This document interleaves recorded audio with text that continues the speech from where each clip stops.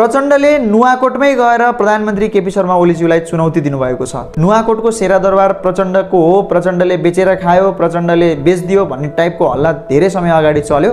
त्यसपछि प्रचण्डले संसदको रोस्टममै उभिएर भन्नुभयो शेरादरबारमा कहीँ कतै मेरो संलग्नता छ भने छानबिन मबाटै सुरु गरियोस्। प्रचण्डले यो भन्नुभएको नि 4-5 महिना भइसक्यो, तर यो सरकारले आजसम्म त्यो छानबिन गर्न सकेको छैन। कारण एउटै हुन सक्छ कि त्यसमा प्रचण्डको संलग्नता छैन, नभए त छानबिन गरेर 2/3 सरकारलाई प्रचण्डलाई कारबाही गर्न के गाह्रो थियो।